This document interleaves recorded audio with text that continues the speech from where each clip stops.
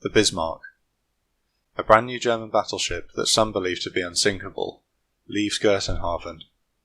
If the Royal Navy can't find and stop her, she will do fatal damage to the Atlantic convoys that are feeding Britain and keeping her in the war. The great pursuit has begun.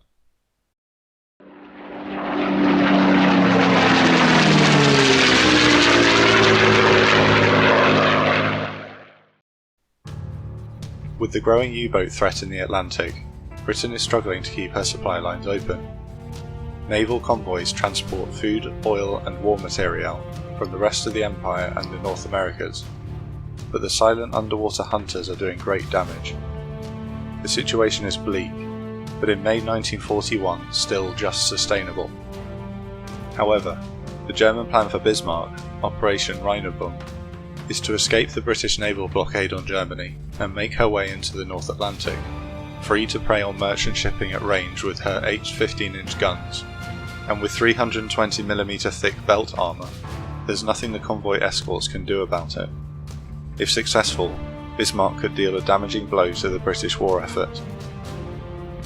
After skirting the Norwegian coast, Bismarck arrives at Bergen with her escort heavy cruiser Prinz Eugen for a final resupply. The Royal Navy surface fleet dominates the North Sea, so they hope to remain undetected. They never see the Coastal Command Spitfire that spots them, and return German recon flights over Scapa Flow show the British fleet still anchored. Vice Admiral Gunther Lütjens has no reason to believe the British know of their whereabouts, and the two German ships sail north. The Spitfire returns the photographs of Bismarck, and the Royal Navy deploys its first forces to find her. British battleship HMS Prince of Wales, battlecruiser HMS Hood, and 6 destroyers slip their moorings and set sail into the Atlantic. HMS Hood, jewel of the Royal Navy, the most powerful ship in the world for 20 years, is about to meet her match. Other ships are already patrolling the Atlantic and join the search for Bismarck. Cruisers Norfolk and Suffolk are the first to spot her. They are no match in firepower, so try to keep a safe distance and observe. On the morning of the 24th, Hood and the Prince of Wales arrive. The two pairs of heavy ships are pretty evenly matched, but the wind is blowing spray into the rangefinders of the British ships. At 5:52 am, they open fire. Hood initially fires on the Eugen, before changing to target the Bismarck itself. At 5:55, Bismarck and the Prinz Eugen fire back. The Prince of Wales and Bismarck sustain some damage in the exchanges, and Bismarck develops an oil leak. Hood takes a hit, causing fire. At 6 am, a new salvo tears through Hood's weak top deck armour. A shell burrows into the heart of the ship and detonates.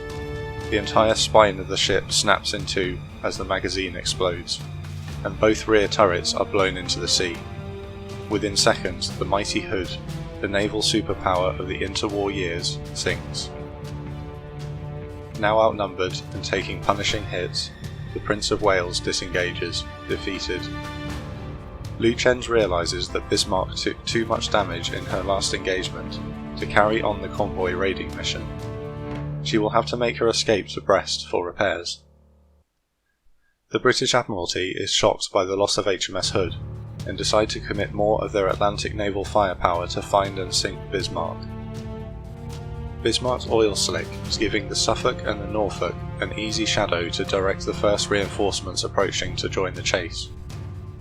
Aircraft carrier Victorious, battleship King George V and battlecruiser Repulse move in from the east. There's a problem though. Such was the need to react quickly to send ships into the Atlantic to find Bismarck. Victorious has been routed straight from exercises, where she was introducing her new squadron of Swordfish torpedo bombers to ship operations.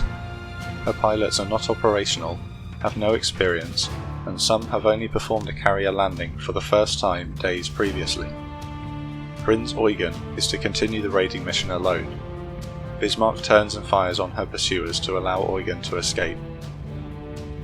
At 10 PM or 6 PM local time, Victorious launches her 9 inexperienced Swordfish crews and Fulmer fighters to observe the attack.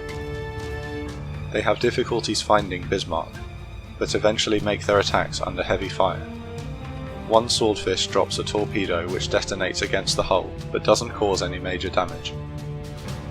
As day turns to night, the pursuers lose sight of Bismarck and then lose radar contact. Bismarck changes course directly towards France. Away to the southeast, the Royal Navy has ordered Battleship Rodney and cruisers Dorsetshire and Edinburgh to join the chase. Force H is en route from Gibraltar, made up of carrier Ark Royal, battlecruiser Renown and cruiser Sheffield. The pursuers are searching for Bismarck. Jurens makes a mistake. He continues to transmit frequent radio message reports to the German Admiralty, letting them know that he now intends to sail to Brest. Radio direction finders across Britain pick up the message and are able to broadly triangulate the Bismarck's position at each message transmission. The code breakers at Bletchley Park then use their top-secret Enigma machine to decipher the message. The British Admiralty now know where she is and where she is heading. 5 destroyers, including 1 Polish, are retasked from escorting nearby convoy WS-8B to the chase. Coastal Command aircraft are dropping mines on the approaches into Brest. British luck changes. A long-range RAF Catalina flying boat finds what it came to search for and reports the location of Bismarck to the British fleet. The problem to overcome now is that the Bismarck is still matching the speed of the Royal Navy ships. To catch it would require slowing it down. A few hours later, Ark Royal of Force H launches her Swordfish torpedo bombers. It hasn't been communicated to the pilots that light cruiser Sheffield has used her speed to catch up with the Bismarck and shadow her, and in the terrible weather conditions they misidentify the 2 ships. They drop their torpedoes against HMS Sheffield. Luckily, the new and untested magnetic detonators in the torpedoes explode the weapons prematurely, and Sheffield gets away unscathed. The mishap allows Ark Royal to replace the faulty detonators for use against Bismarck. 15 Swordfish again launch, and this time they find Bismarck. They attack from different directions almost simultaneously. Under ferocious AA fire, 3 torpedoes hit. Critically, 1 has jammed her rudder and she loses nearly all steering. Vice Admiral Jurens sends a message to Germany. Ship unmanoeuvrable. We shall fight to the last shell. Overnight, the Royal Navy repositioned for the final engagement, while destroyers harass Bismarck with torpedo attacks. She may be disabled, but the guns that sunk HMS Hood in 6 minutes are still very much a threat. At 8:43 am, HMS Rodney and King George V move head-on against Bismarck. Both battleship's foremost guns fire the first salvos, and as they fall, the Bismarck returns a full broadside against them. The 55-second flight time of the massive barrage is tense, but the shells fall short of the British ships. Cruiser Norfolk joins the engagement with her 8-inch guns. At 8 miles range, King George V and Rodney turn to bring their broadsides to bear, and cruiser Dorsetshire joins the engagement. Bismarck is beginning to take hits to her superstructure, igniting deck fires. Rodney aggressively continues to close the distance. A shell lands danger close off the starboard bow. It's the closest to a direct hit the British receive, as the return fire from Bismarck begins to wane under the ferocious bombardment. She's lost hydraulic power to her A gun turret. Her B turret takes a direct hit, disabling one of the guns, and another barrel bursts in her aft turret. Rodney moves in closer, pounding Bismarck with continuous broadsides. The shorter range secondary guns on the King George V are brought into action. She never raises a flag of surrender, and so the onslaught continues.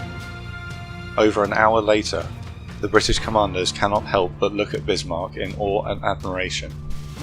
The mighty ship has taken a pounding, and remains afloat for now. A burning wreck, but still defiantly flying her colours, she never surrenders.